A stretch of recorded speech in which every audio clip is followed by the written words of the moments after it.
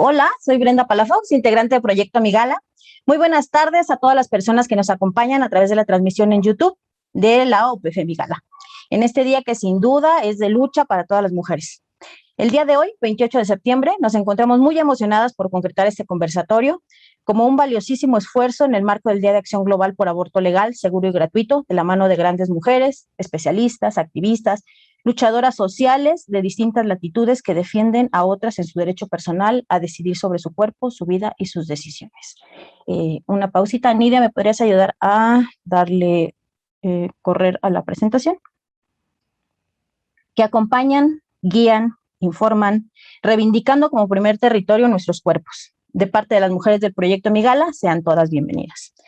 Maestra Carla Hernández, directora de Cultura Demográfica del Consejo Nacional de Población, CONAPO, licenciada Belegui López Blas, defensora feminista de derechos humanos, directora del Refugio para Mujeres Víctimas de Violencia, sus hijos e hijas de Mujeres 8 de Marzo en Juchitán, Oaxaca, licenciada Diane Romero, activista sonorense, fisioterapeuta, acompañante en casos de aborto, integrante de Proyecto Migala. Psicóloga Alicia Salgado Ruiz, activista y psicóloga feminista de la Ciudad de México. Daula, aprendiz de partería, acompañante de aborto, fundadora de las Iluministas. Doctora María Isatasí González, médica cirujana, activista y fundadora de la organización MedProChoice. Licenciada María Esther Pilar Rosas, internacionalista, activista y tallerista en temas de prevención de violencia de género, coordinadora de Red de Mujeres por el Desarrollo y Empoderamiento, REMUDE AC. Licenciada Itzel Reyes Silva, activista y rescatista, feminista, estudiante de terapia ocupacional, acompañante de aborto, integrante de la Red de Mujeres por el Desarrollo y Empoderamiento, REMUDE AC. Antes de dar la voz a nuestra compa Gala, quien nos acompañará con la moderación, comentarles que Proyecto Migala es una iniciativa de reciente creación, quienes queremos incidir en las decisiones públicas de nuestros espacios y comunidades, como una estrategia para promover las reflexiones sobre los temas que involucran a las mujeres en nuestra amplia diversidad. Tenemos una publicación autogestiva, se llama FemCine Migala, para que lo busquen en Facebook y en Instagram y se animen también a participar. Algunas de las imágenes que proyectamos el día de hoy forman parte de nuestro número 3, dedicado precisamente al aborto legal, seguro y gratuito, y algunas otras con las que hoy alzamos la voz son parte de la gráfica que se desarrolla en redes sociales a favor de esta causa. Desde aquí, mandamos toda nuestra corazón combativa a las compas que hoy marchan en sus estados y se hacen presentes, sobre todo en este sistema que siempre busca invisibilizarnos. Hermanas, todo nuestro apoyo, cuídense mucho. Finalmente, agradecer a las mujeres Migala que hoy se han hecho presentes vía ilustración, video, en la organización, transmisión, retweets y otras tareas. Mil gracias por la organización y las porras a Mariana Morales, Dalia Valencia, Nidia Cuellar, Ivette Arenas, Jazmín Morales, Daniela Rivero, Daniela Alito, Diane Romero, Mariana Agüero, Estrella Esquivel, Erandi Chávez, Maribel León, Tiffany Jiménez, Angie Castro, Iris Martínez y Jennifer. Si ya estamos listas, me permito presentarles a Gala y luego pasaremos un video que justo forma parte del FemCine 3, que nos mandó Daniel Alito. Gala Anaya Vázquez es estudiante del último semestre de la carrera de Trabajo Social en la Escuela Nacional de Trabajo Social y ha sido tallerista en temas de género en la Secretaría de las Mujeres. Ha participado en conversatorios en temas de feminismo. Fundadora de la colectiva Morras Fantásticas e integrante del Proyecto Migala. Muchas gracias a todas por estar aquí y terminando esta presentación, vamos con el video. Bienvenidas todas. Muchas gracias, Brenda. Bueno, me permito proyectarles. Fue una noche, más fría por el miedo que por el clima. No estaba sola, estaba mi novio apoyándome. No solo podía ver el miedo a través de sus ojos, sino que también podía respirarlo. O tal vez era mi miedo. Fue en 2018. Tenía 17 años, una horrible edad para no querer ser madre, porque a pesar de ser del Estado de México, mi familia religiosa no me habría permitido ir a la Ciudad de México y abortar. Por eso lo tuve que hacer en mi casa. Solo sabía los riesgos, mas no cómo reaccionar si realmente se complicaba, si hacía algo mal. Después de las pastillas, mi novio tuvo que regresar a su casa, y pasé una noche en donde los cólicos me acuchillaban y yo lo romantizaba como castigo. Incluso era tanta mi desesperación por no querer parir un hijo que tomé una pastilla de más, misma que vomité inmediatamente. Al día siguiente, cuando el producto salió de mí, sentí un alivio que se vio interrumpido rápidamente por la culpa. Pero no se equivoquen, la culpa no era por el feto. La culpa era porque en primaria me hicieron ver el típico video en donde el feto hasta habla, llora y dice: «Ay, mi piernita, no me hagas esto, mamá, me duele». La culpa era porque mi madre me reprochaba por mis aspiraciones a ser libre e independiente. Mi culpa era porque mi hermana llamaba a las chicas que abortan putas irresponsables. Mi culpa era por la tristeza de estar sola, escondida, haciendo algo malo. Es una verdad con la que cargo. Ahora ya han pasado 3 años, ya no salgo con el mismo chico, estoy estudiando y trabajando. Ahora me agradezco esta decisión, ahora hice las paces conmigo, ahora quiero luchar y también ayudar. El hecho de que el aborto no sea legal no significa que no esté pasando, solo que las mujeres más pobres y vulnerables son las que están en riesgo. Será ley, será legal, seguro y gratuito.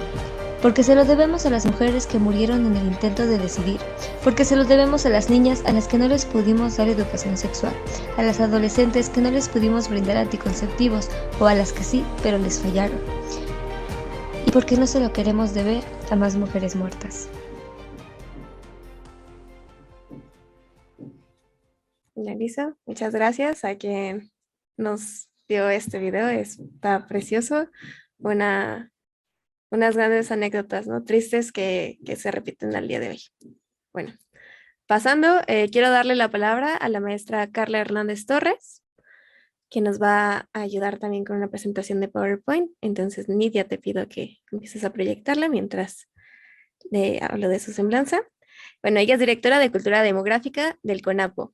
Su tema es Políticas Públicas y Embarazo Adolescente, Acceso a Servicios de Salud.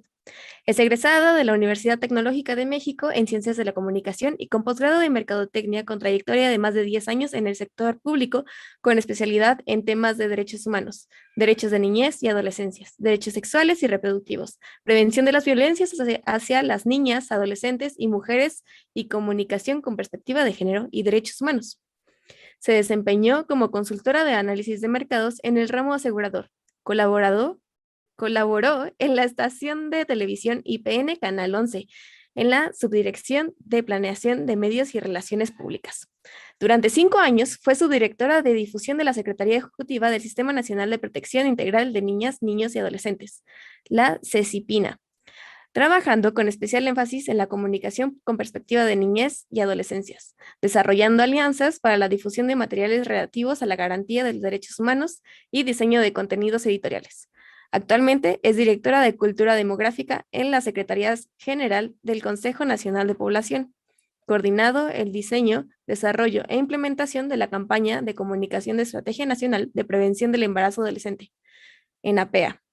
La elaboración de los programas de capacitación de educación integral de sexualidad, edición de materiales editoriales educativos y de población, actividades relacionadas con la comunicación y alianzas interinstitucionales, entre otros. Siendo así, le cedo la palabra. Hola, muy buenas tardes a todas y a todos, a todes. Gracias por estar aquí, gracias por el espacio, muchas gracias por la invitación a las compañeras de Migala. Bueno, les voy a mostrar esa presentación, muchas gracias. Para poner un poco en esta perspectiva, ¿no? y dando unas diferencias, durante la década de los 70, la fecundidad en las mujeres era de 6 o 6 hijas o hijos en promedio por mujer. Hoy es del 2.05%, 0.5. Las brechas de la desigualdad siguen siendo visibles, ¿no? El caso de la fecundidad en adolescentes, siguiente, por favor. La desaceleración ha sido menor, aunque la mayoría de las mujeres mexicanas hoy en día deciden cuántas hijas o hijos tener y cuándo. Durante el 2020 ocurrieron más de 1,000 nacimientos en madres menores de 19 años y 8,876 nacimientos en niñas menores de 14 años. El 98% de estas tienen entre 13 y 14 años de edad. Los estados en donde la tasa de fecundidad materna es mucho más alta son Coahuila, Chiapas, Tabasco y Guerrero. Las maternidades infantiles que están claramente vinculadas con matrimonios tempranos, en estos supuestos usos y costumbres que más bien son violatorios de derechos y también obviamente a causa de la violencia sexual. Siguiente, por favor. En una mayor proporción, ¿no? Se trata de mujeres con baja escolaridad, de pocas oportunidades, muchas de las cuales pertenecen a comunidades urbanas rurales de muy alta o a veces muy baja marginación y algunas personas que también son hablantes de lengua indígena. Siguiente, por favor. Ya pasamos. Esa del nacimiento es la siguiente. Casarse o hacerse madre a temprana edad es un indicador de pobreza y de exclusión escolar, sin duda. El 23% de las mujeres adolescentes han abandonado la escuela por no tener dinero para solventar estudios. El 19.5% lo hicieron porque no les gustaba estudiar, el 16% desertó por un embarazo, y el horizonte educativo de muchas y muchos jóvenes mexicanos pues es corto, ¿no? De hecho, el promedio de escolaridad en el país es de 9 grados, ¿no? El 34.4% de los adolescentes abandonan la escuela porque consideran que ya habían alcanzado el máximo grado escolar. La encuesta nacional de la dinámica de las relaciones en los hogares, la ENDIRE, del 2016, nos señala que el 9.4% de las mujeres mexicanas declararon haber sufrido algún tipo de violencia sexual durante su niñez, ya sea acoso, abuso, violación, incesto. En el 27% de los casos, el agresor fue un tío, el 15% algún otro familiar, el 13% un conocido, algún desconocido el 9.7%, y también el padre ahí tiene un 6.6%. Y esta violencia pues, que ocurre en entornos supuestamente seguros como la casa. Esta pandemia ha agudizado y ha puesto sobre el ojo sobre este tipo de violencias que han sufrido históricamente las mujeres, tanto niñas como adolescentes y mujeres adultas, ¿no? Y se ha agudizado en este encierro que hemos tenido. Para reducir el embarazo en adolescentes y erradicar esta maternidad temprana, la siguiente, por favor. Desde 2015 se diseñó la Estrategia Nacional para la Prevención del Embarazo en Adolescentes, la ENAPEA, la que mediante acciones interinstitucionales coordinadas con políticas, planes nacionales, estatales, municipales, enfrenta las condiciones que motivan y estas determinantes económicas, sociales, culturales y las causas subyacentes del matrimonio temprano. Considerando obviamente esta reforma al artículo 3 constitucional que mandata el impulso a la educación sexual y reproductiva en todos los niveles educativos, en escuelas, en centros de salud, en programas comunitarios, en medios de comunicación. Esta estrategia es coordinada por la Secretaría General del Consejo Nacional de Población y el Secretariado Técnico está a cargo de las compañeras y compañeros del Instituto Nacional de las Mujeres, y tiene dos objetivos muy claros. Por un lado, reducir al 50% la tasa de la fecundidad en adolescentes de 15 a 19 años y a erradicar la maternidad en niñas de 10 a 14 años. Siguiente, por favor. Vamos un poco desfasadas con la presentación. Un poco más adelante, por favor. Esta estrategia la campaña de comunicación que forma parte de esta estrategia, justamente, lo que busca es este cambio necesario, ¿no? que necesitamos tener, tanto de manera estructural como cultural, ¿no? Que exige enfocarse en la autonomía de las niñas y de las adolescentes, el que tengamos muy claro que la inversión en niñez y adolescencia es vital para que cada niña, niño y adolescente tenga oportunidades justas hoy, ¿no? Y pueda garantizar su derecho a la educación, a la salud, a la alimentación, al bienestar y a la protección contra el abuso y las violencias. Es decir, esta protección social sin llegar a ser asistencialista. La promoción de los derechos sexuales y reproductivos con el fortalecimiento de las relaciones de un buen trato para lograr una vida libre de toda forma de violencias, promover masculinidades positivas en los niños y en los adolescentes, prevenir estas prácticas sexuales de riesgo debido al consumo de bebidas alcohólicas o algunas sustancias psicoactivas, promover la doble protección anticonceptiva, también en esta corresponsabilidad de los chicos en la prevención del embarazo, ¿no? El uso del condón más algún método hormonal, no hormonal o alguno reversible de duración prolongada. Además, pues la interrupción legal del embarazo, ¿no? Con estas causales que nos permiten las leyes y dejar de expandir esta desigualdad de género, ¿no? A través de la criminalización y la estigmatización de esta libre decisión que tienen las mujeres o personas gestantes, ¿no? Y pues que desafortunadamente ahora solamente está legalizado en CDMX, Oaxaca, Hidalgo y Veracruz, ¿no? Nos queda camino, pero seguimos en la lucha y me queda muy claro que justamente estamos en el camino quienes estamos comprometidas con esta causa y vemos desde las ventanas en las que podemos apoyar y continuar con esta lucha. Estamos buscando cambiar esta cultura, ¿no? Esta cultura demográfica, pero ya en este enfoque y en esta perspectiva, como miran las nuevas generaciones, ¿no? Este cambio de mentalidades para retrasar la maternidad y la paternidad, que además sepan que es una decisión que puede o no ser, y qué es su decisión, ¿no? Que es la parte más importante, el tema del consentimiento en las relaciones sexuales, que también es muy importante. Tuvimos la oportunidad de tallerear en el estado de Oaxaca hace un par de semanas, y las chicas, cuando les decíamos sobre el consentimiento, decían, ¿eso qué es? ¿No? Puedes consentir en cualquier momento que ya no quieres tener relación y se acaba, ¿no? Entonces, ¿cómo empezamos a permear estos temas justamente con las y los adolescentes que están en nuestro territorio, en todos estos Oaxacas que viven dentro del mismo Oaxaca, ¿no? ¿Cómo empezamos a permear todos estos mensajes? Y la necesidad de también mirarles y de hacerlos partícipes y partícipes de la construcción de la campaña. En este sentido, pues esta campaña para este año pues se desarrolló dentro de un grupo de trabajo de comunicación y gestión del conocimiento de la ENAPEA, con esta participación activa de las adolescencias y juventudes mexicanas, ¿no? Es imposible construir mensajes dirigidas a ellas y ellos sin antes escucharles, sin antes atender todo lo que ellas y ellos quieren y necesitan decirnos, ¿no? La siguiente, por favor. Es en esta segunda década de vida, esta etapa crucial, ¿no? Una etapa para superarse, para participar en temas que involucren, para lograr una movilidad social. Es un momento que pueden lograr y prepararse, ¿no? A través del arte, la cultura, del deporte. Un proceso que tendremos que acompañarles y reconociéndolos como personas sujetas de derechos, ¿no? Que incluyan justamente el ejercicio de sus derechos sexuales y reproductivos, el respeto a su cuerpo, a su autonomía, que favorezca la comunicación familiar y que se involucren en proyectos colectivos que puedan mejorar no solamente la convivencia social dentro de sus ciudades y comunidades, ¿no? Actualmente la campaña ENAPEA pues, está dirigida a población rural indígena y afrodescendiente. Como les decía, esta construcción de los mensajes la hicimos a través de grupos focales con juventudes y adolescencias de los estados de Guerrero, de Chiapas, de Oaxaca, de Tabasco. Construimos toda esta narrativa y esta idea gráfica con su acompañamiento.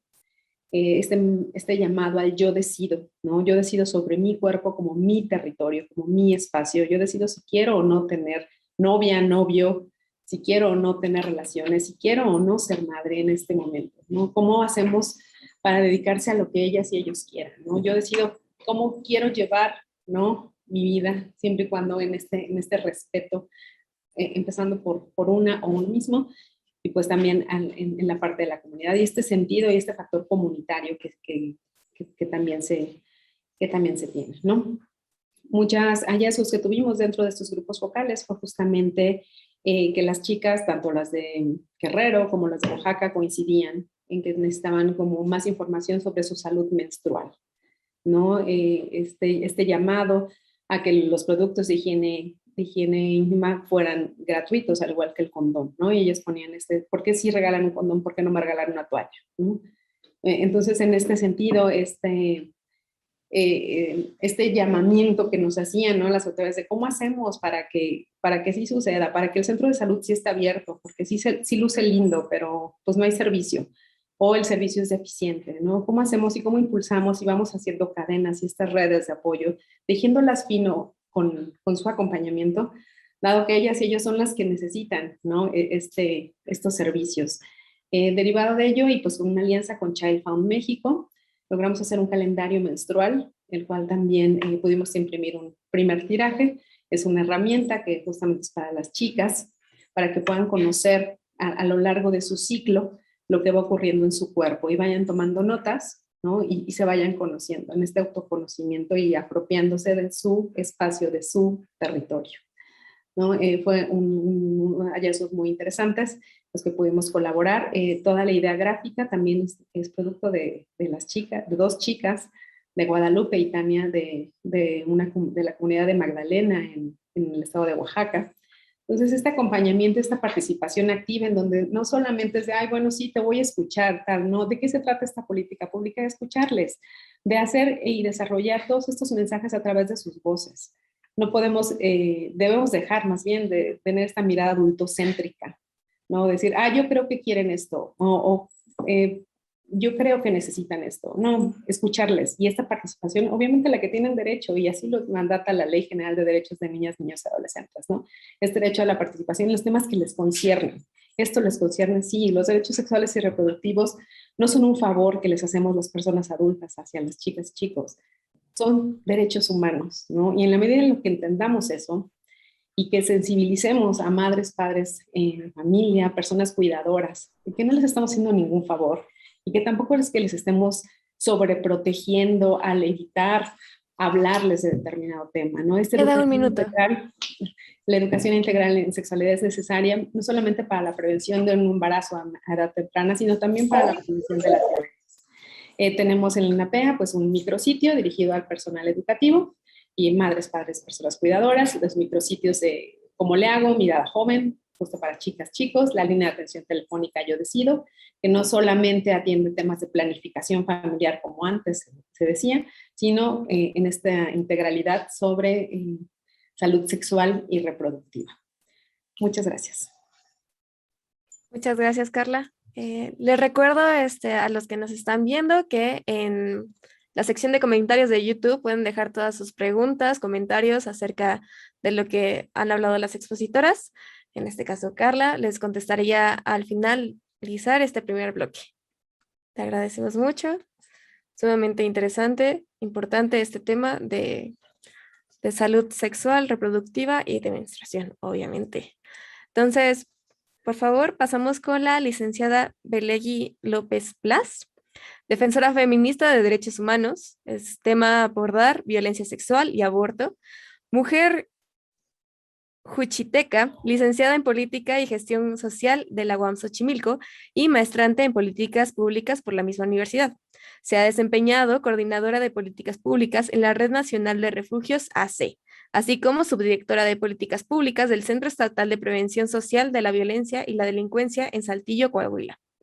Se desempeñó como subdirectora de Igualdad de Géneros del CNPRD, investigadora, analista política, especialista en proyectos con perspectiva de género, derechos humanos y multiculturalidad. Facilitadora de talleres en temas de igualdad de género, violencia y derechos humanos de las mujeres y violencia familiar. Coordinadora de diversos proyectos sociales para el fortalecimiento y profesionalización, elaboración de modelos, guías y manuales de procedimientos. Participación en la elaboración del modelo de atención de refugios de LIL Mujeres. Cuenta con distintas publicaciones en materia de autonomía, empoderamiento y autogestión de necesidades en zonas rurales e indígenas y sobre distintas ramas de las políticas públicas enfocadas a refugios, casas de acogida y albergues. Se desempeña como directora del Refugio de Mujeres Indígenas Víctimas de Violencia del Grupo de Mujeres 8 de Marzo AC. Siendo así, le cedo la palabra. Muchas gracias, pues muchas gracias a todas. Buenas tardes a todas, a todos, a todes por estar aquí. Brenda, gracias por la invitación. Gracias a las compañeras del Proyecto Migala por esta gran iniciativa, por seguir fortaleciendo el trabajo en la defensa de los derechos humanos de todas las mujeres. Y bueno, a mí me gustaría compartirles desde la experiencia que tenemos en esa parte de la atención con las mujeres, las niñas y las adolescentes, ¿no? En temas de violencia sexual y aborto. Justo durante el confinamiento por la pandemia, en estos 2 años que ha traído un sinfín de problemáticas y necesidades, la violencia sexual contra las mujeres, las niñas y las adolescentes ha aumentado significativamente, ¿no? Los abusos sexuales, las violaciones, ¿no? Los acompañamientos en procesos legales por violación dentro del territorio nacional y de manera específica en Oaxaca, aumentaron en un 85%, ¿no? Todas las personas que han sido afectadas en sus derechos por el acoso sexual y la violación, las mujeres y las niñas y las adolescentes, pues llevan procesos de atención integral dentro de los espacios que nosotras atendemos, ¿no? De estas mujeres que han sido violentadas sexualmente, el 75% son niñas y adolescentes menores de 14 años, ¿no? Las mujeres indígenas que viven en comunidades alejadas de la región del Istmo y a nosotras colindamos con el estado de de Chiapas también, Veracruz, también han ido en aumento estas situaciones que afectan la integridad de las personas, de las mujeres, de las niñas y de las adolescentes, ¿no? Como bien sabemos, a nivel mundial ocurren aproximadamente 121 millones de embarazos no planeados, ¿no? Esto tiene que ver con la tasa de abortos que se da en nuestro país, incluido México, ¿no? 33 abortos por cada 1,000 mujeres de 15 a 44 años. Y nos dice que México es el país con la más alta tasa de embarazos adolescentes. Alrededor de 73 de cada 1,000 partos corresponden a madres de 15 a 19 años y aún más jóvenes. Y en este 2019 aumentaron a 22,000 más, lo que da una cifra de 191,948 embarazos adolescentes. De estas mujeres embarazadas menores de 15 años, desde nuestra perspectiva la consideramos como niñas y adolescentes víctimas de violencia sexual y de violencia social, ¿no? De violencia integral que afectan a estas niñas y a estas adolescentes. En algunas comunidades indígenas que se entiende que si no te casas a los 19 años, ya nunca lo harás, ¿no? Y también estos usos y costumbres tienen que ver con la afectación en el desarrollo integral de estas mujeres y estas niñas, ¿no?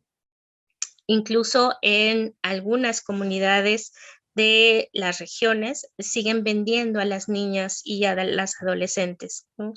Para poder, no sé, tener este acceso a esta cultura que permea en el sistema patriarcal, que siguen viendo a las niñas y adolescentes como un producto de cambio para obtener algún beneficio. En el caso de Oaxaca, nuestro estado ocupa el 3er lugar en embarazos de niñas, adolescentes y jóvenes y el 8º en muerte materna por embarazo adolescente.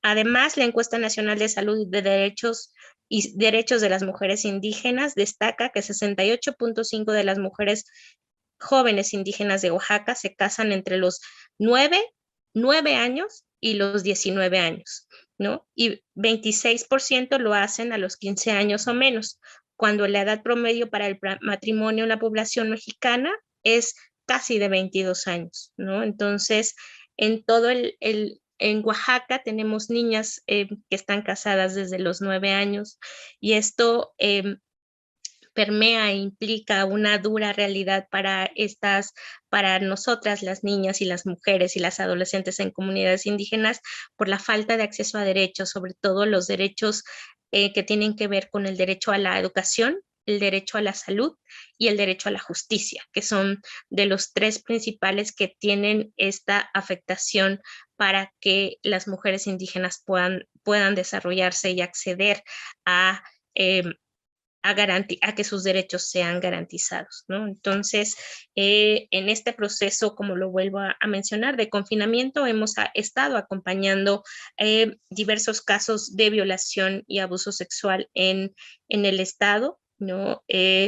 Acompañamos de manera legal a las mamás de las niñas y de las adolescentes. La mayoría de los casos de abuso sexual y de violación se dan dentro de las propias familias, siendo los padres, los tíos, los primos, los hermanos, los que más inciden en esta cuestión de acoso y de violencia sexual, y es ahí donde la violencia estructural y la violencia social juega un papel fundamental para que nosotras podamos cambiar esta realidad que permea en todas las comunidades, ¿no? Sobre todo en las comunidades indígenas. Y pues en relación a los procesos de atención, tenemos que dar un acompañamiento integral tanto a la niña como a la mamá, ¿no? Porque se ven en este proceso, se ven afectados de manera integral las relaciones y lazos de familia que tienen porque deciden poner una denuncia, ¿no? Entonces, su vida corre riesgo, ya no pueden estar dentro de la comunidad, tienen que salir de ella, tienen que dejar su casa, tienen que dejar sus pertenencias, tienen que dejar todo lo que a ellas, pues de alguna manera las hace esta identidad que las permea, ¿no? Entonces es un proceso muy complicado para ellas, porque ya no solamente es la violencia sexual de la que fueron víctimas, sino también es de la violencia cultural, de la violencia social y de la falta de acceso a estos derechos de donde ellas puedan estar seguras, puedan vivir libres, ¿no? Entonces, aparte de este proceso de acompañamiento en el tema de la denuncia, también se da un acompañamiento estructural en permear de servicios y garantizar las necesidades de las mujeres, por ejemplo, la alimentación, a dónde van a estar, ¿no? Y buscar también, tienen que desarrollar un nuevo proyecto de vida, lejos de sus comunidades, lejos de lo que a ellas les pertenece, ¿no? Entonces, una situación muy complicada para ellas, ¿no? También en las comunidades hay, si bien es un tabú que se tiene, y eso hemos dado cuenta por un último caso que estamos acompañando de una violación de un niño, ¿no? De 14 años, donde el papá le dice que pues él, pues como hombre tiene que aguantarse y no decir cuáles son las situaciones que atraviesan, ¿no? Sin embargo, la mamá la que siempre está ahí acompañando, y el tío fue el que abusó sexualmente de él, fue una violación, ¿no? Entonces, pues hay una violencia estructural en estas situaciones, ¿no? Y también tenemos casos cuando las niñas deciden alzar la voz, cuando sus papás son los violentadores. Hay casos donde la mamá también está del lado del agresor, y pues las niñas tienen que buscar otras opciones, ¿no? Tienen que buscar, hay casos de niñas que quedan embarazadas, ¿no? Entonces nosotras tenemos que buscar si cuando llegan con nosotras, ya a veces pasan 4 meses, 5 meses de ese embarazo, y la opción es dar en adopción al bebé, ¿no? Porque ya está dentro de este parámetro de la ley, que si bien es cierto ha ido avanzando, pero todavía creo que nos falta mucho camino por recorrer para garantizar de verdad la vida y la seguridad de las niñas, las adolescentes, ¿no? Para que puedan ejercer este derecho y esta libertad de decidir sobre sus propios cuerpos, que tiene que venir acompañado con una gama de derechos y una estructura de derechos para que ellas puedan ejercer una vida plena, ¿no? Entonces, creo que sí, todavía tenemos mucho, mucho camino que andar, mucho camino que recorrer para que las políticas públicas tengan perspectiva de género, derechos humanos, interculturalidad, tengan esta perspectiva de niñez Un y minuto, por favor. adolescencia de la que hablaba la compañera anterior, y por supuesto escuchar cuáles son las necesidades de ellas, como para que estas políticas públicas sean integrales. Y pues eso es lo que me gustaría compartir. Te agradezco mucho, Belegi. Es sumamente importante esta labor que están haciendo del refugio. Yo tengo una pequeña duda aquí. ¿Cómo pueden contactar al refugio? ¿A través de qué medio? Bueno, tenemos un centro de atención, los refugios son confidenciales, pero tenemos un centro de atención integral, ¿no? Que está ubicado en la región del Istmo. El teléfono es 971-28-120-79, ¿no? Y pues también tenemos aliadas desde la Red Intercultural de Refugios, que operan también en varios estados de la República. Muchísimas gracias. Pues vamos a terminar este primer bloque pasando así a preguntas. Entonces, mi compañera Nidia me va a hacer favor de pues decirlas, y pues cualquiera puede alzar la mano para darle la voz si es que quieren contestar a la pregunta. Adelante, Nidia. Hola, muchas gracias a todos, mucho gusto que estén aquí con nosotras. La primera pregunta que tenemos es, ¿cuál es la correlación entre la pobreza y la maternidad temprana? ¿Se pasó la prueba de significancia? ¿Cuáles habrían sido las variables que se utilizaron para evaluar esta correlación? Si quieres, leemos todas, Nidia, doy la otra y ya después de que quede en un bloque general. Hay otra pregunta que dice, ¿se reducirá presupuesto para la estrategia sobre embarazo adolescente? ¿Tú tienes otra, Nidia? Sí, en esta parte nos dice, recuerdo que en los años habían varias campañas para evitar embarazos adolescentes y a menudo la mitad del discurso era abstenerse. ¿Cuál es la opinión sobre esto? Ok, hay otra que dice, me gustaría saber una lista actualizada de qué estados puedes ir a abortar. Una cosa es que se legalice y otra que ya tengan los centros de salud surtidos con material, supongo. Otra que dice, hay correlación entre el aumento del PIB, PPA y el descenso de embarazos no deseados y violencia. Hay que promover el capitalismo como en los países con más movimientos sociales, apoyo con el aborto. En otra que dice, en mi centro de salud la semana pasada me llegaron 4 embarazadas de 15 y 17 años, con sus esposos como de 28, entre comillas. Y yo así de, ¿qué pasó? ¿Qué estamos haciendo mal como promotores de la salud? Esas son las que tenemos hasta el momento. Te regresamos la voz a las ponentes y a Gala. Gracias. Le agradezco mucho. Entonces, ¿alguien nos podría ayudar con alguna de las preguntas que les interesó? Sí, con respecto a las campañas, pues sí, desde 2015 que se hace la campaña aquí dentro del Consejo Nacional de Población, como en el marco de la ENAPEA, pues sí, cada año se cambiaba el discurso, cada año se cambiaba el mensaje. A partir de 2020 hubo este giro que tuvo esta segunda etapa de la ENAPEA, en donde se planteó que iba a ser solo un mensaje, ¿no? Yo decido, por un lado, para la prevención de embarazo en adolescentes y yo exijo respeto para el caso de la prevención de la erradicación del embarazo en niñas de 10 a 14.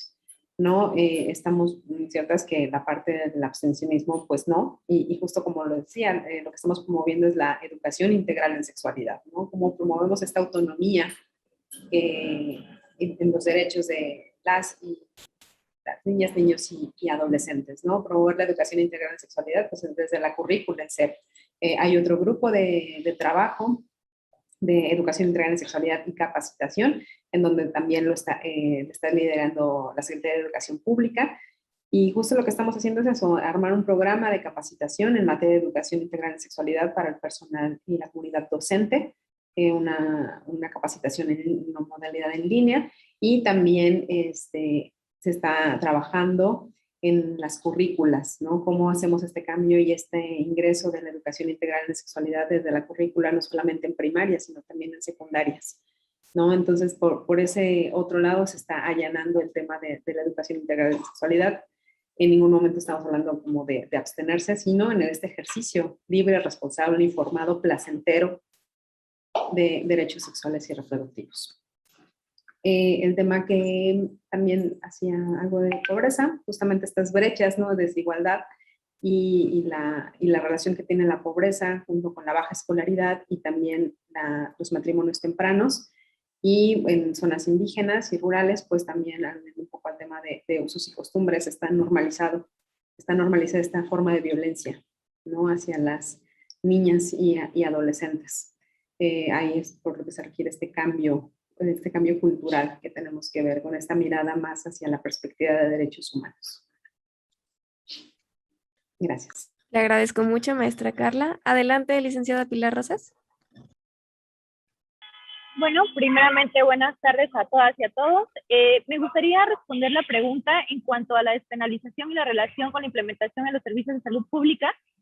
Aquí en Oaxaca lo vimos y tuvimos una experiencia muy cercana. El aborto se despenaliza en 2019. Sin embargo, a pesar de que pasa la reforma, tenemos algunas trabas. En la primera, para que se publique en el periódico oficial de la Federación y en el Estado. Y la segunda fue que a pesar de que ya estaba despenalizado, los servicios de salud de Oaxaca realmente no implementaban políticas que permitieran a las mujeres acceder a ese derecho. ¿Qué tuvo que pasar en esta semana?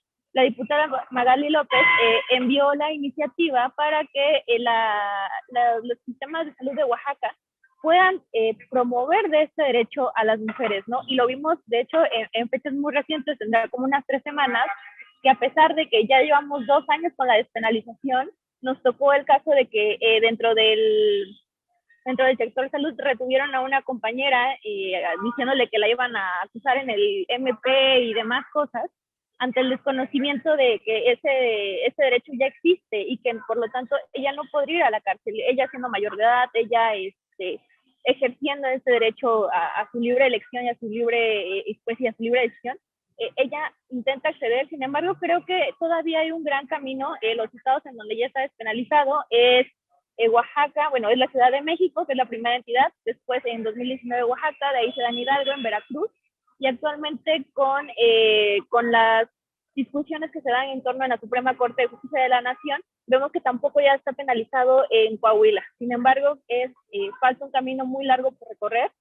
Hay muchísimos más estados en los que todavía se está trabajando y se está impulsando. Y otra pregunta que también me llamó la atención es, ¿cuál es la relación del aborto con la pobreza? Yo creo que tiene todo que ver, porque realmente las mujeres que no tienen los recursos suficientes para acceder a un aborto seguro son las que tienen mayor índice de muerte, ¿no? Y lo podemos constatar que es muy fácil acceder a ese tipo de información. Tan solo ponemos en Google cómo abortar y te salen más de 25 métodos, los cuales ni siquiera son seguros. Entonces, creo que hay una brecha de desigualdad entre el acceso legal, seguro y gratuito, que depende mucho de la condición social de las mujeres que deciden ejercer ese derecho.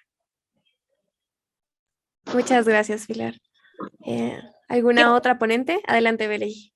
Sí, justo esta parte o la pregunta en si hay alguna relación entre la pobreza y el aborto, bueno, tiene que ver también con esta violencia estructural y la falta de acceso a servicios y a derechos a nivel nacional y sobre todo en las comunidades indígenas, ¿no? Esta falta de acceso a la educación, a la salud y a la justicia tienen que ver con esta violencia y esta pobreza estructural dentro de nuestro país también, ¿no? Entonces, creo que sí, hay una relación totalmente directa en esta cuestión. Son las mujeres que viven en las comunidades, las mujeres más pobres, las que más mueren por abortos clandestinos, ¿no? Por no tener acceso a un aborto seguro, legal y gratuito. Muchas gracias. Bueno, con esto damos concluida este bloque de preguntas y respuestas. Habrá otro, entonces no se preocupen. Bueno, pasamos con la psicóloga Alicia Salgado Ruiz, activista y psicóloga feminista. Su tema es maternidades voluntarias, acceso popular a servicios de salud, trabajo de acompañamiento. Es psicóloga feminista con especialidad en psicología forense, activista por los derechos de las mujeres y la erradicación de la violencia de género, acompañante de aborto y doula. Aprendiz de partera, colaboradora de Las Panas y socia fundadora de Las Iluministas. Proyecto interactivo cuyo propósito es brindar un espacio donde el arte feminista mexicano tenga cabida, conectar redes e invitar al público a conocer y relacionarse con estas propuestas. Experta en intervención en crisis, terapeuta psicológica y tallerista con perspectiva feminista. Maestra de yoga, realiza acompañamiento en maternidades, crianza y lactancia. Adelante. Hola, muchísimas gracias. Gracias a todas, a todos, a todes por estar aquí. Muchas gracias, Bren, por la invitación. Y pues sí, yo les voy a hablar muy brevemente sobre el tema de maternidades voluntarias. Para empezar, pues quiero comentar, ¿no?, que al día de hoy las feministas hemos conquistado varios derechos, entre los cuales se encuentran los políticos, los sociales y los sexuales, ¿no? Y sería una contradicción no ejercerlos, ¿no? Invisibilizarlos y peor aún renunciar a ellos, ¿no? Desde el hecho voy a hablar desde la Ciudad de México, que es en donde yo radico, desde el hecho de no utilizar, por ejemplo, los vagones exclusivos, ¿no? Pero tampoco hacerlos respetar. O sea, son espacios que nos hemos ganado, ¿no? Que las feministas hemos ganado con la lucha y alzando la voz de diferentes maneras, y es de verdad muy contradictorio que no los utilicemos pero que además nos neguemos a utilizar estos espacios que hemos venido ganando, ¿no? Y en cuanto al derecho, a los derechos sexuales que tenemos por ser personas, ¿no? Más allá de si somos mujeres o no, quizá el derecho, pues justo que más nos cuesta apropiarnos es el derecho sexual, ¿no?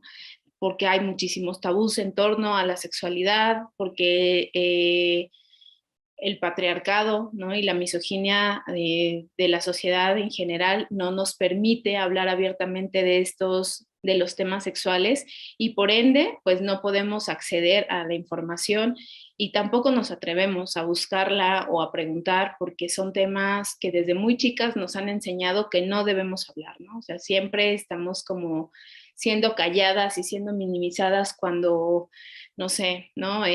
Cuando nos rascamos en la entrepierna, sin necesariamente estarnos rascando alguna parte íntima, por así decirlo, ¿no? O cuando nos agarramos los senos, entonces como, ¿por qué te agarras? O estas cosas, ¿no?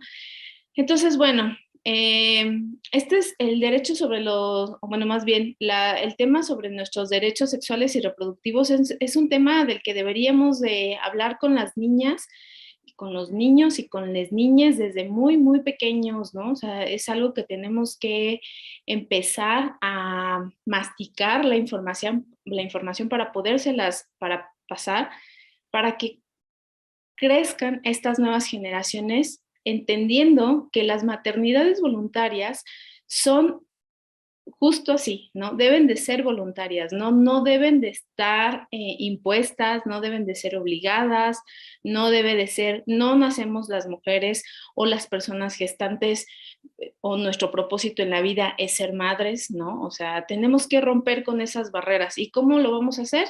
Pues bueno, accediendo a la información, ¿no? Un poco hace rato preguntaban, ¿qué tiene que ver la pobreza, ¿no? Con los abortos. Bueno, pues tiene todo que ver, ¿no? Porque entre mayor índice de pobreza hay, pues menor acceso a la información se tiene. Y obviamente la información es súper importante para acceder a los servicios de salud pública, para acceder a nuestros derechos.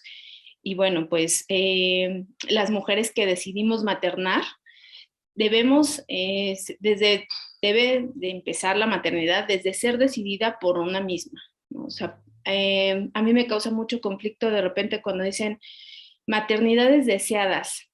Híjole, deseadas ¿desde qué ámbito? Deseadas desde mi propia persona o deseadas por las personas que me rodean y que entonces termina influyendo en mi deseo de ser o no ser madre, ¿no? La maternidad también debe ser acompañada, respetada, cuidada, contenida por todos nuestros entornos desde el momento en el que tomamos la decisión por propia voluntad de ejercerla. Esto en cuanto a maternidades voluntarias. ¿Le puedes dar la que sigue, por favor? Bueno, el acceso popular a servicios de salud. En México, de acuerdo a cifras del INEGI, la población que cuenta con acceso a los servicios de salud es del 82%, es mucho más de la mitad, ¿no? Pero estamos por debajo del promedio de países miembros de la OCDE, que es del 97.9%. Sin embargo, no toda la población tiene acceso a estos servicios públicos, ¿no?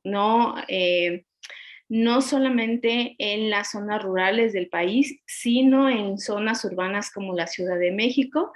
Tiene mucho que ver con cómo el gobierno mexicano, bueno, voy a desviarme un poquito, pero el gobierno mexicano tiene una iniciativa desde hace años para monitorear la atención a las mujeres en servicios del sector salud.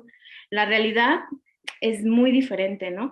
Porque hace años que la precariedad de los servicios, las prohibiciones por parte de la familia, pareja, en muchos casos, y la falta de información otra vez para hacernos saber sobre nuestro derecho a una sexualidad, a una salud sexual digna y servicios para cubrir estas necesidades, pues no está presente, ¿no? Aunque tengamos las clínicas que muchas veces tampoco están totalmente aptas para recibir o para dar atención o el personal está capacitado, pues, por ejemplo, aquí en zonas urbanas, en donde hay más acceso a servicios o hay más servicios de salud, muchas de las mujeres no pueden acceder a estos, ¿no? Pues justo porque la familia, por la pareja, por por las amistades, ¿no? Que nos impiden de repente como, es que cómo vas a ir a preguntar por qué tienes comezón o por qué tienes estos fluidos o por qué en tu maternidad o en tu embarazo te está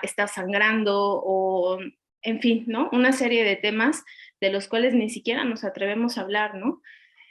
Entonces, bueno, pues la verdad es que no nos debería de orgullecer este 82 punto y algo que tiene el INEGI, porque no es una realidad.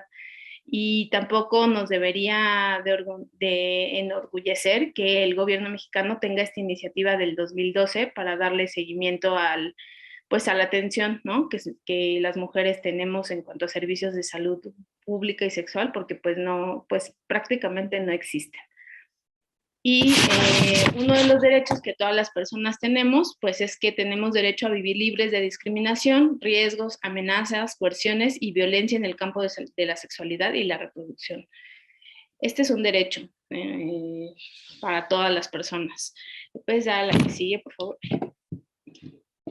Y bueno, en cuanto al trabajo de acompañamiento, como bien lo decían, yo soy acompañante de aborto, soy dula, y para entrar como dar una perspectiva, las dulas somos las mujeres que acompañamos a las mujeres durante su trabajo de parto, embarazo y posparto. Entonces, a mí me parece que sin importar nuestra decisión, todas las mujeres debemos estar acompañadas, pero aún y más, debemos ser acompañantes desde el respeto y la sororidad, ¿no? Nuestro deber como acompañantes sí es tener la información, pero también es ser súper respetuosas en los procesos que cada una de las mujeres tiene, en las decisiones que cada una de las mujeres toma sobre sus propios cuerpos y sobre todo ser bien sororas.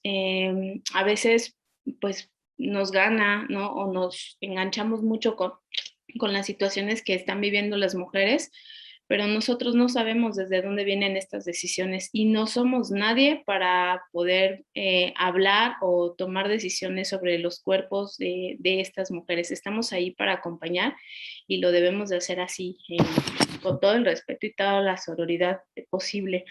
Y bueno, el acompañamiento viene desde el inicio de la humanidad, ¿no? Quizás las mujeres nos hemos acompañado en diferentes procesos y en diferentes etapas de la vida. El patriarcado nos ha instaurado la idea de que no debemos de ser amigas ni compañeras, ¿no? De que debemos de ser enemigas. Siempre nos han relegado estos espacios en donde que hemos hecho para juntarnos, ¿no? Siempre se han visto mal estos espacios. Entonces, creo que el apropiarnos de espacios, crear espacios para alzar la voz como este propio espacio en el que estamos ahora todas nosotras, me parece súper importante porque justo se habla de políticas públicas, se habla de incidencias, se habla de las cosas que estamos hablando.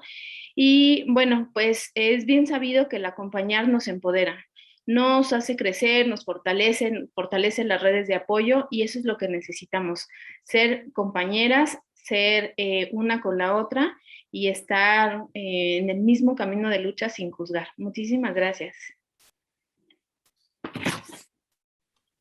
Muchas gracias a ti, Alicia.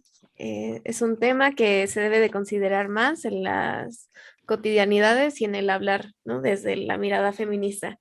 Yo, siendo sincera, creo que es la primera vez que lo escucho y ya llevo tiempo en talleres y conversatorios. Te agradezco nuevamente y bueno, le voy a presentar a la doctora María Isata C. González. Ella es médica cirujana, activista y fundadora de la organización MedProChoice. Su tema es perspectiva médica, objeción de conciencia, derecho a la salud sexual y reproductiva. Médica cirujana con maestría en educación y desde hace 6 años se dedica a dar acompañamiento para aborto seguro en casa. Adelante. Hola, buenas tardes. Mi nombre es Aisata, pero me pueden decir Aisha porque sé que a todo el mundo le cuesta trabajo mi nombre. Y bueno, voy a intentar que en estos 10 minutos me alcance, pero, perdón, recuerdo que alguien había comentado algo al respecto y la quería citar, pero ahorita me puse nerviosa y se me olvidó quién fue, pero el aborto estamos muy acostumbradas a verlo como un tema moral, como un tema político, como un tema, no sé, para pelear en los comentarios de la sección de YouTube, una cosa que de hecho creo que ahorita había unos, ¿no? O sea, parece que es un tema del que todo el mundo tiene una opinión y todas las opiniones son valiosas y todas las opiniones tienen una razón de ser y es una cosa completamente abstracta y en el mar de las ideas, donde no, es que si la moralidad y que Platón y que el juramento hipocrático y no sé qué tanto. Y estamos, no me refiero a nosotras, obviamente, no quiero insultar a nadie, pero parece que culturalmente estamos tan acostumbradas a eso que se nos olvida, ay, mi gata está saliendo. Se nos olvida que el aborto es un procedimiento médico, ¿vale? Puedes estar de acuerdo, puedes no estar de acuerdo. Creo que el mejor ejemplo es la transfusión de sangre, ¿no? O sea, todo el mundo sabe que los testigos de Jehová están en contra, pero bueno, o sea, ellos son un grupo que está en contra, que dice que no lo hacen, se respeta, pero no se considera que la transfusión de sangre sea una cuestión de moralidad o de ética o sobre la que puedas debatir. Es un procedimiento médico que a veces es necesario para salvar la vida y la salud de un paciente y de hecho de muchísimos pacientes. Y lo mismo sucede con el aborto, pero por alguna extraña, bueno, sí, por muchísimas razones más bien, nos parece que es mejor relegar la parte médica, olvidar la parte médica y mejor irnos con todas estas ideas y entonces ignorar lo que para mí es la parte más importante, ¿no? Entiendo que es fundamental en la lucha feminista el acceso al aborto porque es algo que compete solamente a las personas que nos podemos embarazar, pero es cualquier procedimiento médico, es como cualquier procedimiento médico, pues, y se sacó de ese grupo de ideas de la medicina, de los medicamentos, de las cirugías, para meterlo en otro grupo de ideas donde se empezó a utilizar como una herramienta para atacar, para oprimir, para controlar, para gobernar. Y entonces se nos hace como muy fácil, muy accesible hablar de él sin saber nada. Y me gustaría muchísimo que entendamos que esto no es una idea en el aire sobre la que puedes discutir, con la que puedes gritar. Es una realidad médica que afecta a muchísimas mujeres, porque la salud no significa dormir 8 horas, comer 3 veces al día, hacer ejercicio y tomar 8 vasos de agua al día. Eso no es salud. La salud es un concepto biopsicosocial. Para que tú seas una persona sana, tienes que estar sana física, mental y socialmente. Por eso el aborto es un procedimiento médico, porque un embarazo no deseado ya de por sí puede alterar tu salud física, mental y social, ¿no? O sea, solamente el shock, solamente la sorpresa, lo que sea, independientemente de si al final ese embarazo no planeado va a resultar ser algo deseado o no, pues es algo con lo que no contabas. Ya de por sí hay daño. Y entonces, si a eso le vas a sumar que el gobierno, ¿no? Que el gobierno va a impedirte acceder a ese servicio de salud, y que entonces vas a tener que buscar otras vías para acceder a él, porque eso es algo que parece que la gente no entiende. La ilegalidad del aborto no impide que las personas que lo necesiten aborten. Y si lo llega a impedir es en un grupo muy pequeño y casi siempre es un grupo muy vulnerable. Es decir, vulnera a los grupos más vulnerables. Lo que logra la penalización del aborto es que ese procedimiento médico que ha sido bien estudiado, que ha sido bien protocolizado, porque el aborto en casa con medicamentos es un proceso aprobado por la Federación Internacional de Ginecología y Obstetricia y por muchísimas otras, o el aspirado, esos procedimientos médicos a los que deberías poder acceder como accedes a una apendicectomía o a una colocación de yeso en caso de fractura, esos se vuelven un privilegio de clase. Entonces, va a abortar el mismo número de mujeres si es legal que si es ilegal, pero cuando es ilegal, va a haber más probabilidades de que los grupos vulnerables, que son las mujeres pobres, las niñas y las adolescentes, lo hagan de forma insegura. Es lo único que cambia. Vulnerar más a los miembros de nuestra sociedad que son más vulnerables de por sí. Entonces, un proceso médico que es muy seguro, que es muy eficiente, que beneficia enormemente a la salud de las personas que lo necesitan, se convierte en un tema político, se convierte incluso en un tema religioso y pasa de lado el hecho de que se está violando la salud y la integridad de las personas que lo necesitan. Porque a veces es bien fácil, ¿no? Alguien por ahí citó a una persona que está en contra del aborto, que es muy famoso, que según da debates y tiene videos en YouTube. Ah, pues sí, es muy fácil hacer debates en internet y tener vistas y monetizar las vistas de esos debates. Es muy fácil abrir tu asociación Provida y mentirle a las mujeres afuera de las clínicas para que no hagan los procesos porque tú no quieres. Es muy fácil hablar y hablar y hablar cuando es algo que a ti no te afecta.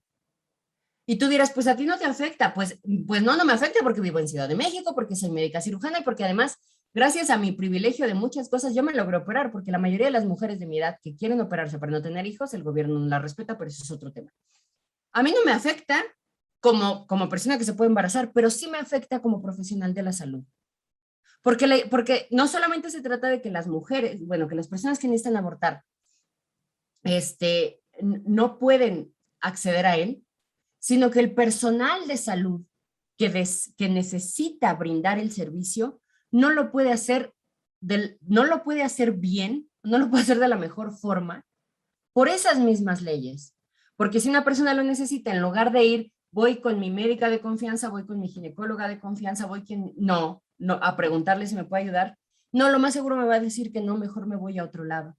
Y entonces en otro lado me van a hacer algo mal, y entonces ahora sí voy a tener que ir a mi clínica o a mi hospital y ahora sí que me compliqué, que me atiendan, y además yo voy a tener miedo.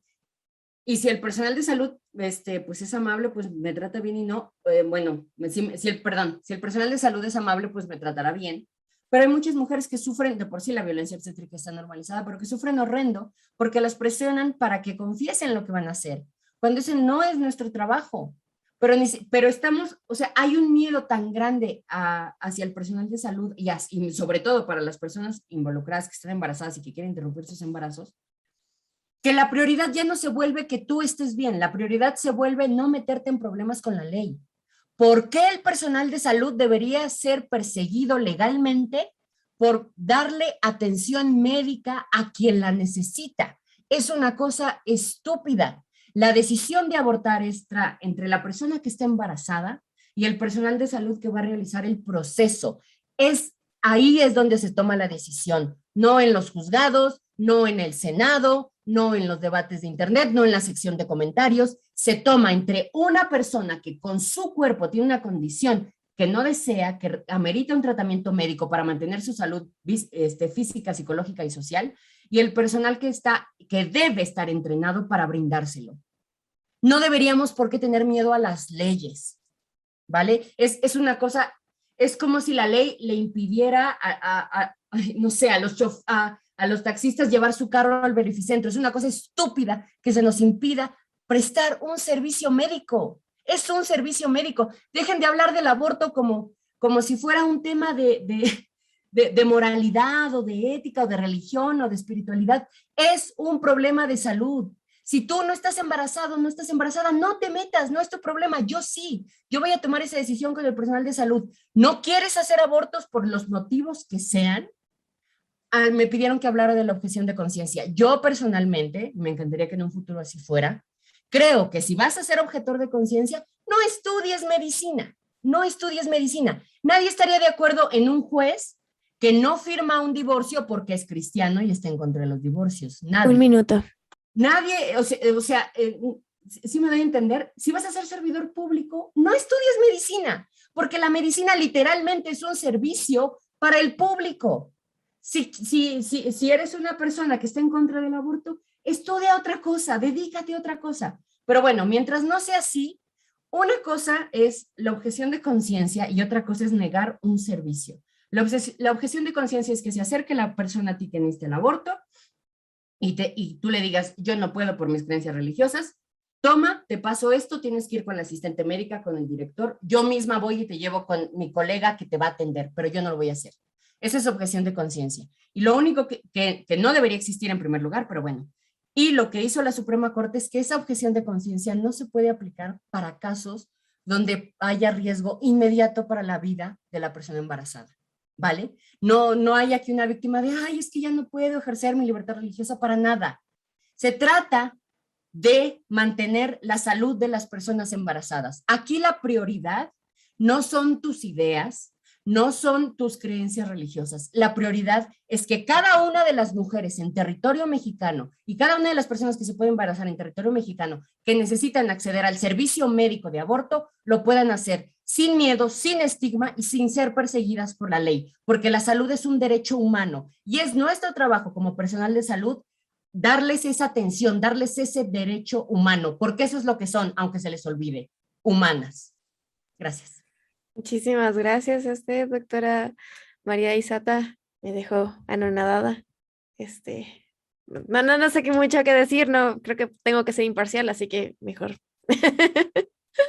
Pero es un gran tema, son unos grandes puntos los que aporta. Creo que hay mucha gente en el público que está totalmente de acuerdo con ello. Son cosas que no se dicen por esta, pues precisamente, juego de moral y ética en el que siempre se están basando, pero nos has dado muchísimos puntos a reflexionar. Muchas gracias. Aquí en el chat ponen que excelente. Bueno, pasamos siguiente. Ahora sí voy a darle una presentación formal a la licenciada María Esther Pilar Rosas. Es internacionalista, activista y tallerista en temas de prevención de violencia de género, coordinadora de REMUDE. Su tema es salud mental y aborto. Ella realizó la licenciatura en Relaciones Internacionales en la Benemérita Universidad Autónoma de Puebla. Ha incursionado en temas de género y participación política de mujeres, coadyuvando con organismos como ONU, Mujeres y el Instituto Nacional de los Pueblos Indígenas, INPI. Ha participado como columnista en distintos medios digitales. Ha sido conferencista en foros estatales como nacionales en universidades como la Universidad Nacional Autónoma de México, UNAM, Universidad Autónoma de Metropolitana, UAM, el Centro de Investigación y Docencia Económicas, CIDE, así como el Senado de la República y la Cámara de Diputados.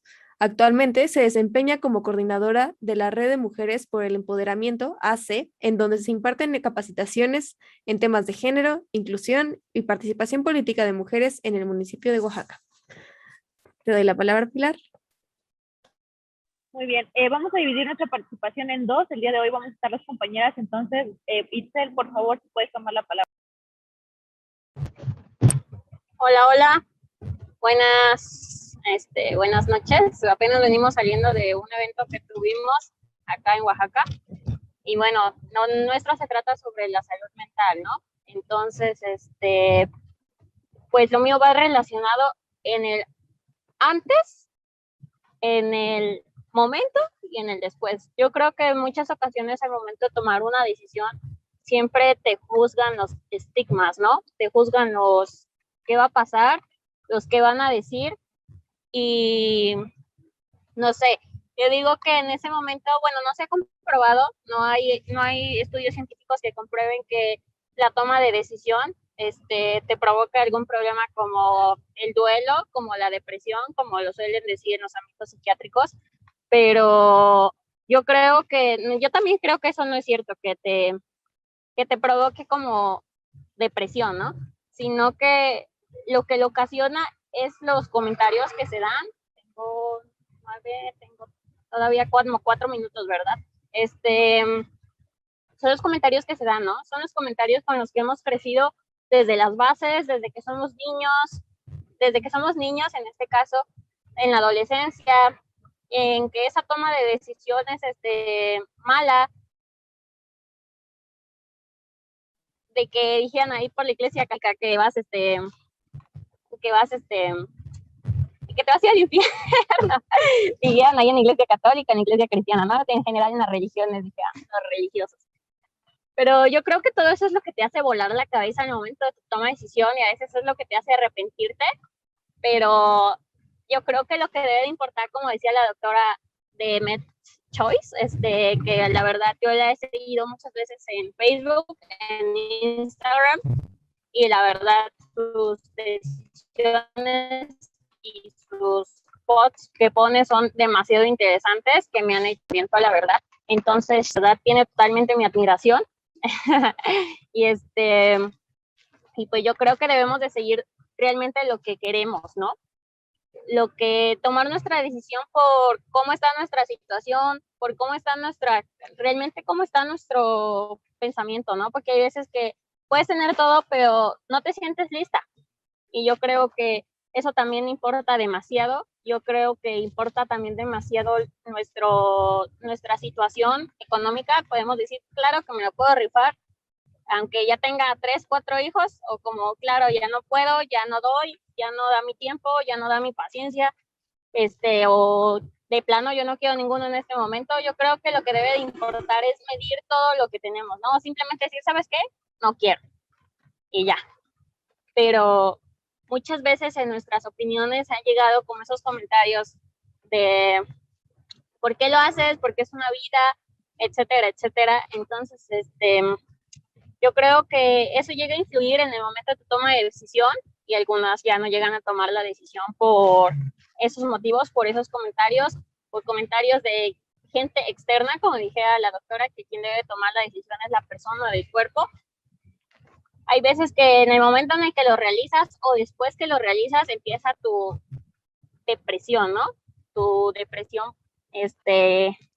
después de ese momento, y es demasiado, demasiado duro, ¿no? Porque te ves con cara de ¿qué hice? ¿De por qué lo hice? ¿De por qué no lo hice? Entonces yo creo que eso es algo que debemos como sentirnos seguras, ¿no? Yo creo que debemos de dejar a un lado el esperar qué dicen allá afuera, el esperar los comentarios ajenos, y debemos de tomar en cuenta nuestra situación tanto mental, económica, física, emocional.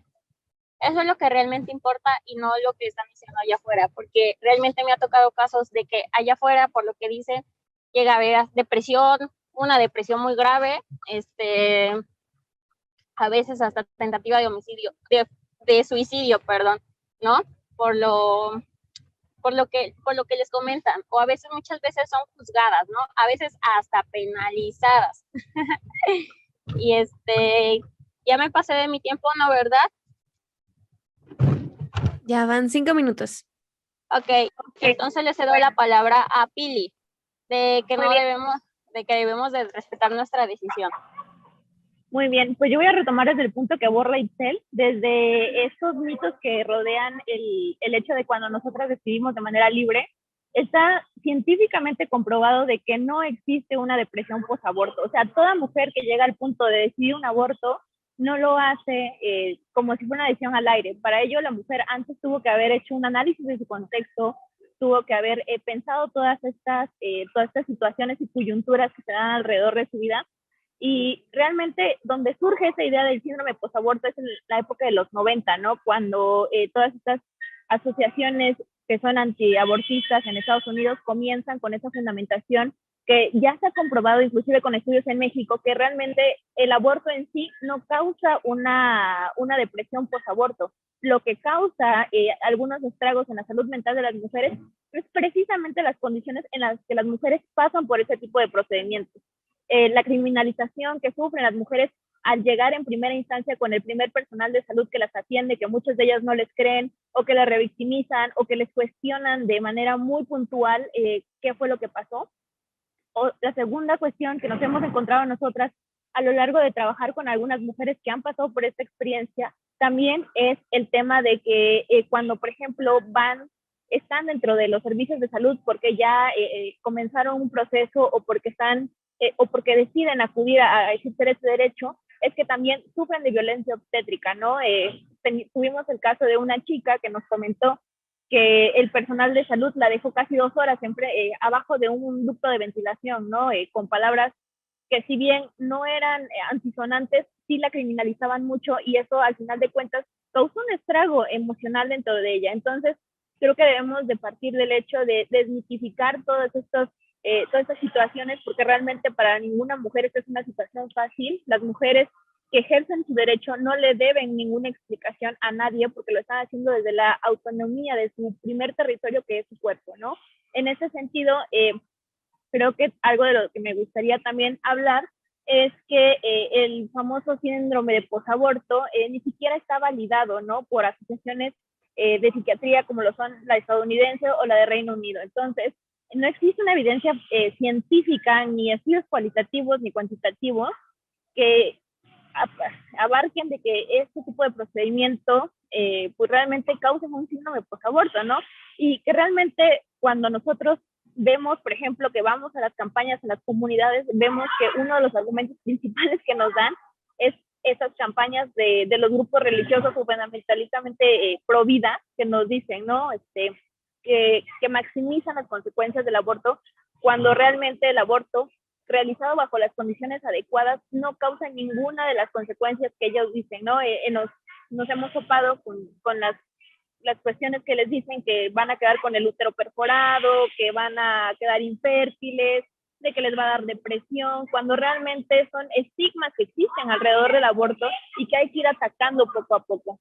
Hablaban hace no mucho de las campañas de concientización, y creo que no solamente tiene que ser con las mujeres, bien lo dijo la médica de ProChoice, tiene que ser también con el personal de salud, ¿no? Con toda esta situación del sistema, para que realmente todas estas políticas públicas que se ejerzan sean efectivas. Ya lo vimos en el caso de Oaxaca, que nosotros estamos en esta coyuntura y en este contexto, realmente, a pesar de que vemos que ya hay un avance y que ya lo conquistamos desde el 2019, todavía seguimos teniendo grupos de médicos, principalmente médicos, y grupos de jueces que dicen, no, o sea, realmente, aunque las mujeres tengan ese ejercicio, yo no lo voy a hacer. Y es realmente preocupante, porque una mujer que llega en situación de aborto y que tenga su primera línea de contacto con una persona que la criminalice, que la cuestione, que la revictimice, realmente va a crear una experiencia traumática para esta mujer. En ese sentido, creo que es importante que todas, todos y todes tomemos este tema, no desde, y bien lo dijo el ministro Saldívar en su debate en la Corte, nunca nos vamos a poner de acuerdo en cuándo es el inicio de la vida, pero en lo que sí podemos ponernos de acuerdo es en que las mujeres tenemos libre ejercicio de nuestra autonomía, y pretender que el Estado legisle en nuestra esfera de lo privado es inconstitucional y es una restricción importante a la garantía de nuestros derechos humanos. Entonces, hasta aquí concluiría mi participación y quedo abierta a comentarios y preguntas. Muchas gracias, Pilar. Sí, estos están llegando bastantes, pero bueno, los veremos en un momento. No me dejó presentar la licenciada Itzel Reyes Silva, así que voy a aprovechar este momento para presentarla. Ella es activista y rescatista, feminista, estudiante de terapia ocupacional, acompañante de aborto, integrante de la Red de Mujeres por el Empoderamiento AC, Bermude. Su trabajo social ha sido a nivel local como presidenta estatal de Jóvenes Oaxaqueños por la Democracia, Secretaría de Jóvenes Morena Oaxaca, coordinadora Gestión Social de coordinadora Gestión Social de Alianza Global de Jóvenes Políticos, acompañante en situaciones que involucran decisiones sobre nuestros cuerpos con mujeres que no saben a dónde acudir, promotora de la menstruación digna con proyectos sociales como acercar toallas, copas a mujeres de zonas marginadas, y se prepara para aprender a elaborar toallas reusables para impartir talleres a mujeres que no tienen acceso a esta necesidad. Otra vez les agradezco a ambas licenciadas. Ahora procederé a presentar a la licenciada Dianela Romero. Ella es activista, acompañante de casos de aborto, integrante del Proyecto Migala. Abordará el tema de perspectiva de acompañamiento intergeneracional y en el contexto fronterizo. Es norteña, nacida entre las últimas pinceladas de la generación X y las primeras de los millennials. Ha sentido en la piel lo mejor y lo peor de ambas, observando y señalando desde edades tempranas las desigualdades e injusticias que vivimos las mujeres en la sociedad conservadora sonorense. Y ha decidido entonces, en lugar de ser frontera, ser puente, que una a las que ya recorrieron los caminos y a las morras que vienen. Fisioterapeuta de profesión y con 15 años de trayectoria trabajando para las instituciones públicas en el sector de atención a personas con discapacidad, ha tenido la oportunidad de observar que somos las mujeres quienes llevamos el peso de desigualdad estructural, también en los grupos de mayor vulnerabilidad. Activista y fundadora de la colectiva feminista Sororal de la Bahía, en actividades del 2016 a la fecha. acompañando mujeres en contextos de violencia y o vulnerabilidad. Actualmente trabaja en un proyecto para brindar acompañamiento en casos de aborto a mujeres sordas. Te cedo la palabra. Hola, buenas tardes a todas. Sí, pues aquí andamos desde el norte del país y platicándoles un poquito de lo que es el contexto de las señoras, ¿no? Hace rato la compañera que es médica mencionaba sobre los accesos a los anticonceptivos definitivos, que es difícil, dice cuando eres joven, pero es difícil a cualquier edad. También cuando eres más grande, también hay muchísimas trabas para eso, pero como bien dice, es tema aparte. Hace un momento las compañeras de Oaxaca mencionaban acerca de las campañas de los 90 y efectivamente en los 90, influenciadas por eso, las mujeres de las generaciones previas, bueno, los baby boomers sabemos que les cuesta mucho más este tipo de temas por los tabús que implica, y para las compañeras que nacimos en la generación X las primeras de las millennials, que somos alrededor, pues las mujeres de los finales de los 70s, principios de los 80s, nos tocó todas estas campañas antiaborto que se dieron en los 90, a lo mejor la mayoría, a lo mejor de integrantes del proyecto Migala, que son muy jóvenes, no les tocó, pero en los 90 había unas campañas que todas estábamos colgando unos chuponcitos por todos lados, que eran precisamente campañas contra el aborto y para criminalizar y estigmatizar. Entonces, sí crecimos con eso y muchas mujeres de mi edad, es decir, alrededor de los 40 años, crecemos con todos esos prejuicios y construidos desde esa base, ¿no? Ni siquiera vimos el aborto jamás como una opción porque fuimos creadas así. Entonces, quería mencionar sobre el tema de la diferencia del abordaje de nosotras como diferentes generaciones de mujeres, desde las que tienen alrededor de 60, que nunca lo vieron ni siquiera como si fuera su decisión, ni siquiera lo contemplaban como una decisión, y las mujeres que llegaban a necesitar un aborto o a tratar de conseguirlo por su voluntad, pues eran altamente criminalizadas también por la ley, pero principalmente por la sociedad, ¿no? Y las mujeres que ya vivimos en la generación que está en medio, es decir, las generación X y las de principios de los millennials, nos tardamos como un poquito más. Tu micrófono se apagó.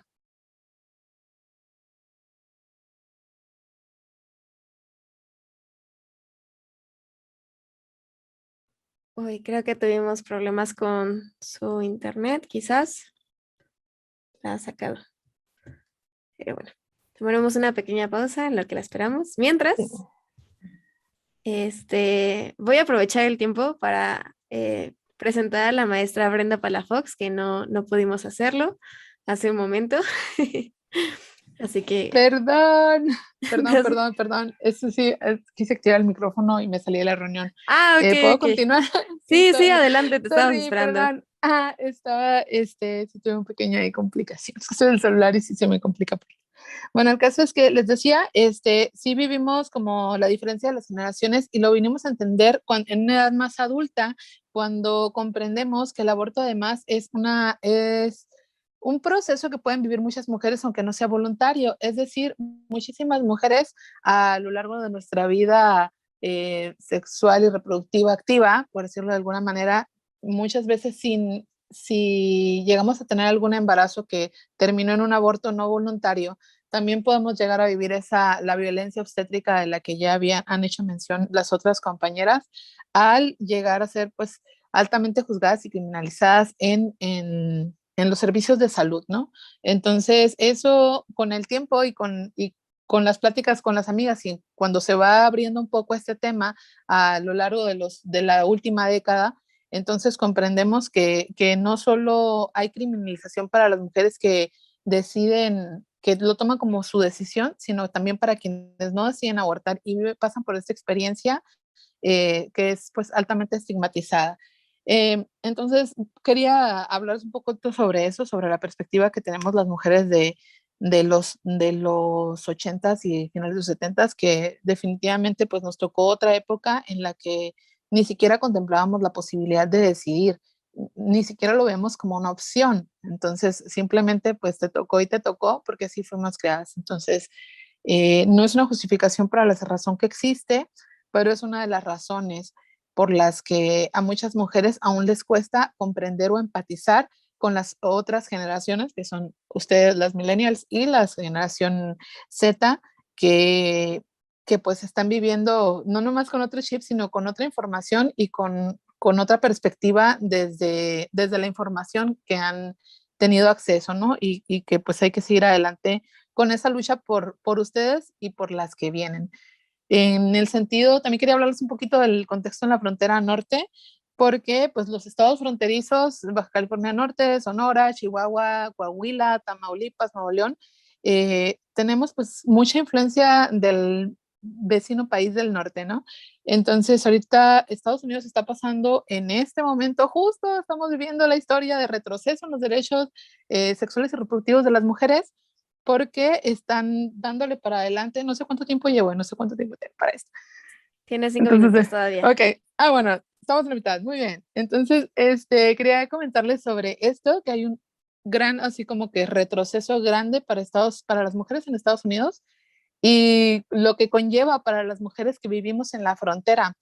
Es decir, en el contexto fronterizo es que las mujeres que tienen los recursos para acceder a, pues las mujeres con recursos, ya sabemos que la desigualdad económica es pues lo que determina de pronto, ¿no? Acceder o no acceder a servicios de salud o a métodos o a los medicamentos, porque pues quienes tienen las posibilidades, el dinero o la visa pueden quizá cruzar a Estados Unidos para recibir la atención médica o el medicamento que necesitan, pero ahora ante el contexto que tampoco en Estados Unidos ya se puede, porque Texas acaba de aprobar ahora el 1 de septiembre, entró en vigor, más bien está desde como abril, pero en mayo, perdón, pero entró en vigor en septiembre una reforma a las leyes que penaliza la interrupción del embarazo a partir de la 6ª semana de gestación. A esta edad, pues las mujeres todavía a veces ni siquiera saben que están embarazadas, ¿no? Entonces, con esto hay un retroceso grande en los derechos sexuales y reproductivos de las mujeres en el vecino país del norte y que afecta pues también a las mujeres en México, porque ya tampoco es accesible esa opción. O sea, no nada más para las que estaban antes más vulneradas, que a veces podían acceder por la vía de otras amigas y acompañantes que tenían acceso a acudir por medicamentos a Estados Unidos, pues ahora tampoco ya lo tienen.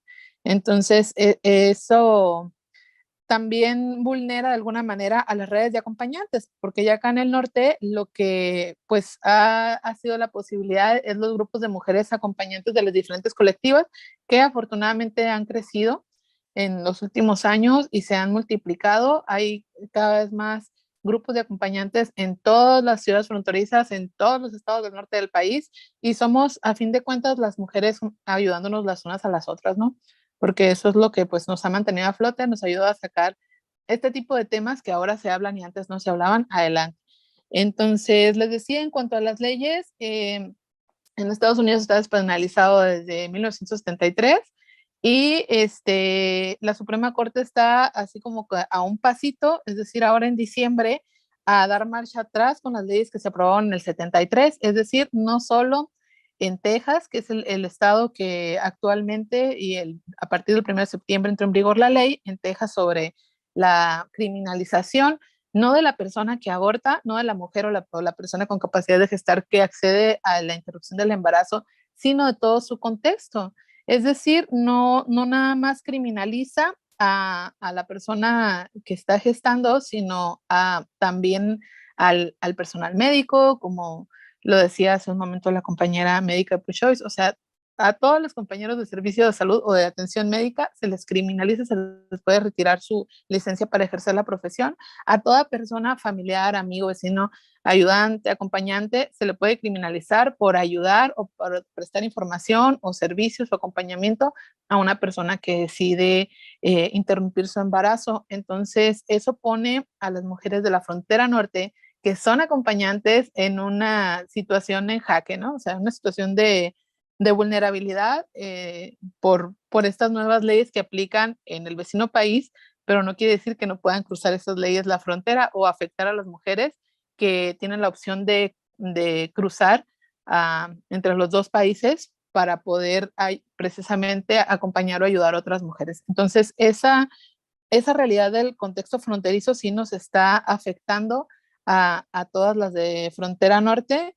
Entonces, habrá que seguir buscando la legalización en los estados fronterizos para pues quizá no necesitar o no tener que echar mano de cruzar la frontera para poder seguir haciendo redes y ayudar a las compañeras que necesitan abortar. Entonces, no sé si necesitan algo más que me pueda extender, pues yo creo que era principalmente los que les quería comentar acerca de cómo están cambiando las leyes en Estados Unidos y cómo nos afecta a las compañeras pues en la franja norte del país. Muchas gracias, Dianela, por... Dianela, ya sé, mi nombre es complicado también. Por tu contribución. Son dos grandes variables en las que, pues, es interesante, ¿no? Abordar el tema de edades generacionales y, pues, ciudades sin frontera. Te agradecemos mucho esta aportación. Finalmente, ahora sí, paso a presentar a nuestras otras dos compañeras que no habían sido presentadas. Empezaré con Nidia Cuellar.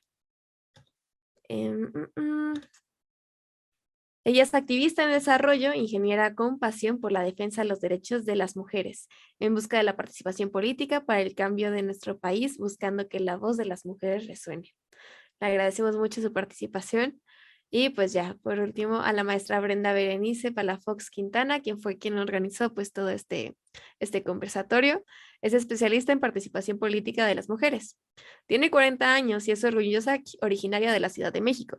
Psicóloga por la UAM Xochimilco, maestra en estudios de la mujer por la UAM Xochimilco y se ha formado como especialista en participación política de las mujeres desde distintos ámbitos.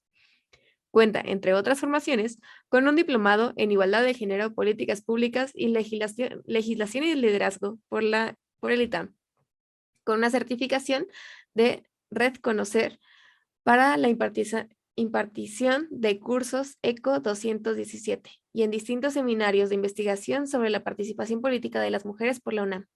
Es feminista con la firme convicción de que pronto las mujeres tendremos el reconocimiento de derechos en todos los ámbitos y que el feminismo es el mejor método para terminar con el miedo y la violencia.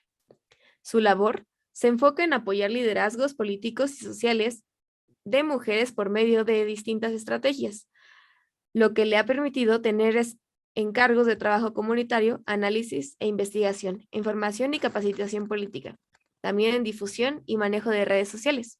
Recientemente, concluyó su encargo como asesora parlamentaria en la Cámara de Diputados en la Comisión de Igualdad de Género, donde fue responsable de vinculación con organizaciones, atención ciudadana, análisis e investigación con perspectiva de género y como enlace de transparencia. Le encanta la cultura pop y es una entusiasta consumidora de obra e historias sobre mujeres talentosas. Participa como invitada en el podcast El Pasquín con una cápsula feminista cada semana. Doy paso finalmente al último bloque, que es de preguntas y respuestas. Si por favor Nidia nos puede apoyar junto con Brenda a exponerlas y pues las otras compañeras, las exponentes, estén atentas para saber qué quieren contestar. Adelante, por favor. Gracias. Empieza, Lenidi. Ok. Bueno, entonces la primera pregunta que tenemos es, hola, ¿hay un tipo de peligro si se aborta después de ciertos meses? O sea, un embarazo con un problema de salud donde el feto no sea viable, ¿es más peligroso abortar después de ciertas semanas? La siguiente que tenemos es, ¿existen leyes que impiden a los menores de edad existen leyes que impidan el matrimonio de personas menores de edad y si esto nos afecta con respecto al tema del aborto? Adelante, Brenda. Dice la siguiente, ¿a qué se refiere? No, espérame tantito. ¿En qué caso se debe utilizar el método de aspirado? Otra es, doctora, ¿podría decirnos qué métodos se utilizan en el sistema de salud en México para realizar un aborto? ¿Sigues, Nidi? Otra pregunta es, ¿a qué se refiere con acompañamiento para el aborto doméstico? Les gustaría saber un poco más sobre en qué consiste. Después, ¿nos podrían dar informes sobre organizaciones de acompañamiento y médicas o médicos seguros para que las compañeras puedan conocerlos? Ok, Adelante. sigue. El que sí está validado es el síndrome posparto. Alguien más comenta, muy relevante lo sucedió en la Suprema Corte porque no solo el aborto se vinculó a salud pública, se reconoció específicamente la autodeterminación corporal de mujeres y personas gestantes, eso fue importantísimo. Otro, siempre pensé que la depresión posaborto la podría causar algún bajón de hormonas, pero es verdad, influye más el estigma que les generan tachándolas de ser malas personas. Vas, Neri. Súper importante reconocer que el tema de las secuelas psicológicas son producto de la revictimización por la sociedad, los servidores públicos que se niegan a reconocer los derechos. También nos comentan, si solo la experiencia de dar a luz y que los médicos te traten mal puede ser traumático, imagínense si además es por un aborto. Adelante, Brenda. Curiosamente, no sé por qué se me figura que los estados del norte tienen estados más conservadores en cuanto a la legalización del aborto, a pesar de estar cerca de Estados Unidos. Es mi última pregunta. Bueno, le pido por favor a los ponentes que alcen la manita aquí en el Zoom y les daré la palabra. Ay, es que no sé abrochar la manita en mi celular. Bueno, si todas están de acuerdo, puedes tomar la palabra. Sí, todas están de acuerdo. Hola, una disculpa a todas, tuve que salir corriendo. Espero que se oiga bien, si no se oye bien me avisan. Voy a ver si me acuerdo de todas las preguntas. Una, siempre es más peligroso mientras más avanzado esté el embarazo. Es decir, es mejor abortar a las 10 semanas que a las 13 y es mejor a las 13 que a las 16. Entonces sí, mientras más avanzado es, más riesgo hay. Pero precisamente por lo mismo, prácticamente todos los abortos van a ser más seguros que un parto porque todos los abortos se van a hacer antes que un parto. El aborto se debe hacer tan pronto como sea posible y tan tarde como sea necesario. Afortunadamente, menos del 9% de los abortos en todo el mundo se hacen en el segundo trimestre. Y pues, sí son más peligrosos, pero tampoco es que aumente muchísimo, ¿vale? O sea, no pasa del 0.3% riesgo de complicación al 3%. O sea, tampoco es la gran mayoría. Alguien preguntaba sobre las técnicas, bueno, ¿cuándo está indicado el aspirado? La técnica de aspirado, ya sea manual o eléctrico, se puede utilizar desde las 5 semanas de embarazo, posiblemente desde antes, hasta las 16.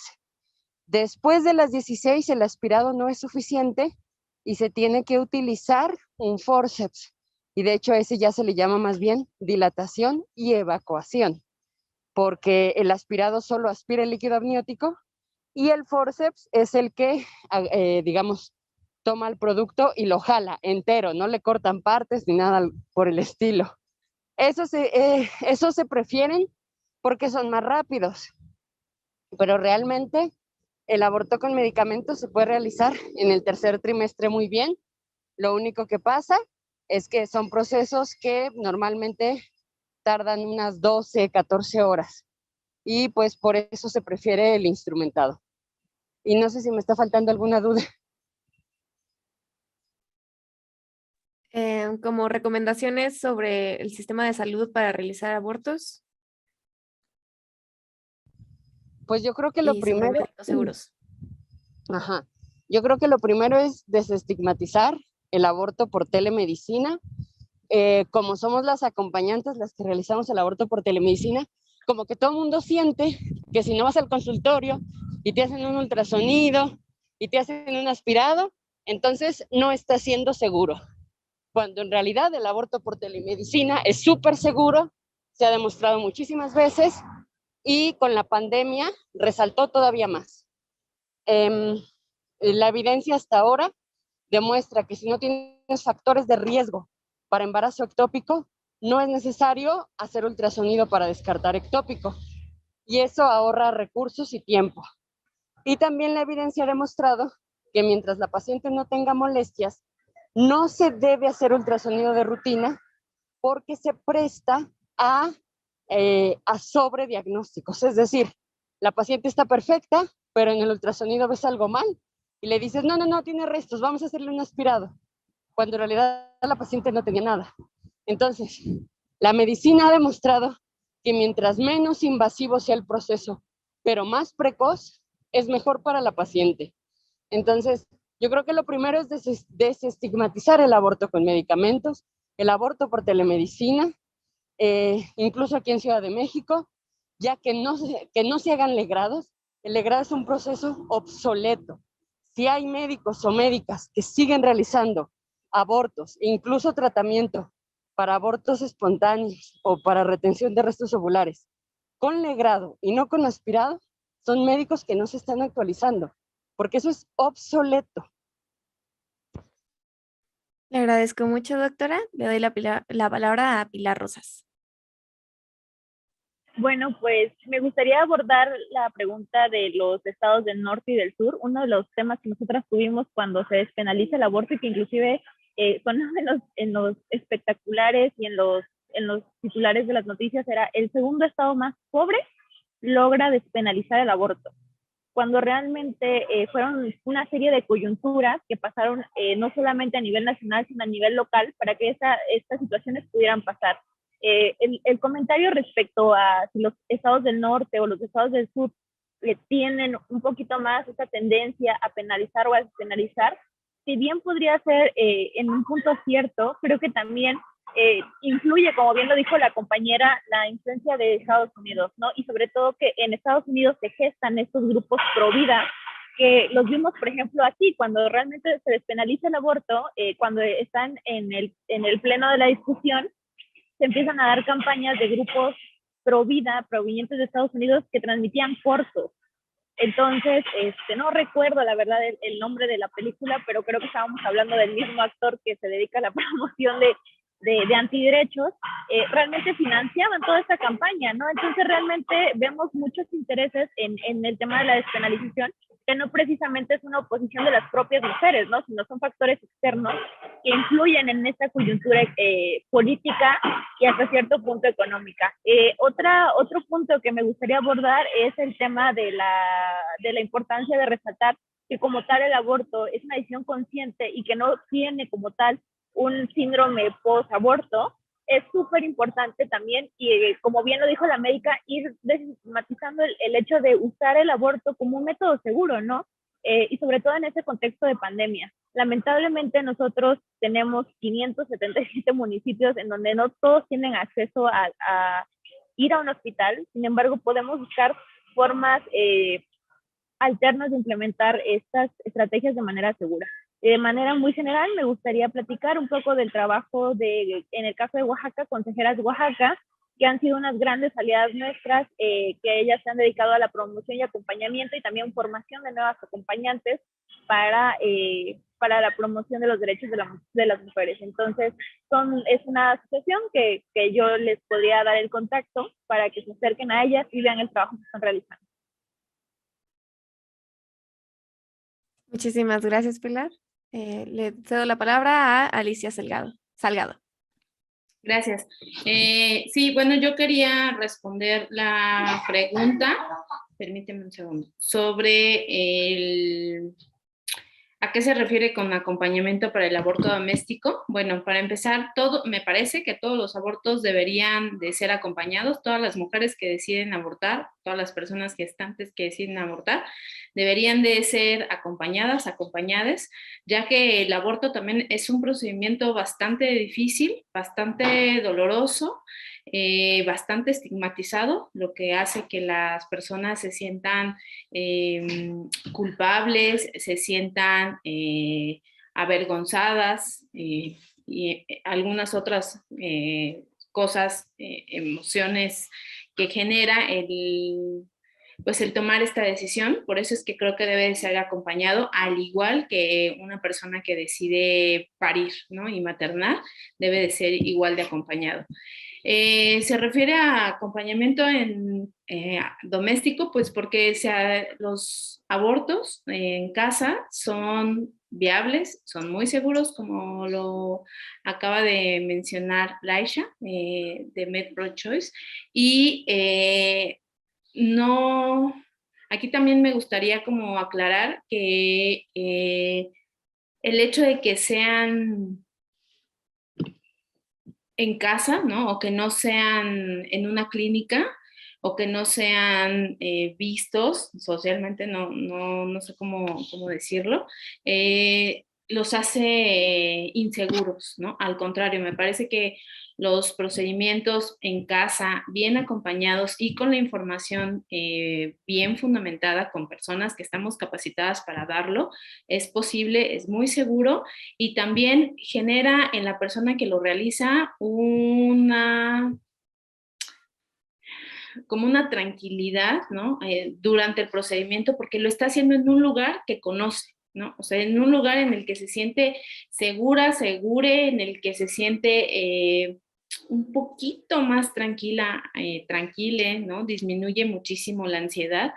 Lo comento por experiencia propia en los acompañamientos que doy, ¿no? En casa. Y esto hace mucho más fácil, ¿no? Que las personas que lo están haciendo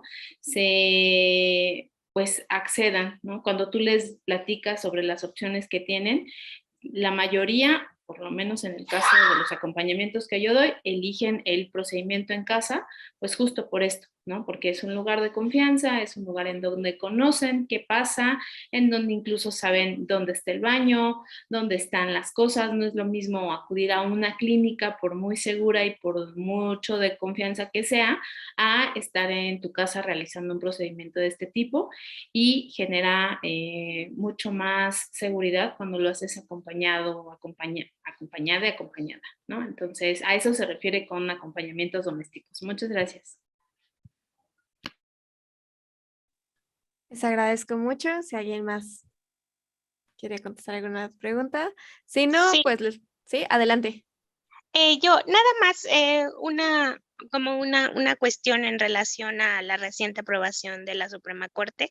Creo que sí, es un avance importantísimo, ¿no? En no criminalizar a las mujeres que han tenido algún aborto espontáneo o por cuestión de decisión, ¿no? Sin embargo, creo que aún hay un largo camino que recorrer para garantizar la salud, la seguridad, la justicia y la libertad de las mujeres por el derecho a decidir sobre los cuerpos de las mujeres, ¿no? Entonces, eso sería, creo que es un gran avance que en todos los estados hoy haya marchas, que las chavas sigan sumando para que podamos en conjunto alcanzar esta tan anhelada libertad de decidir sobre nuestros cuerpos.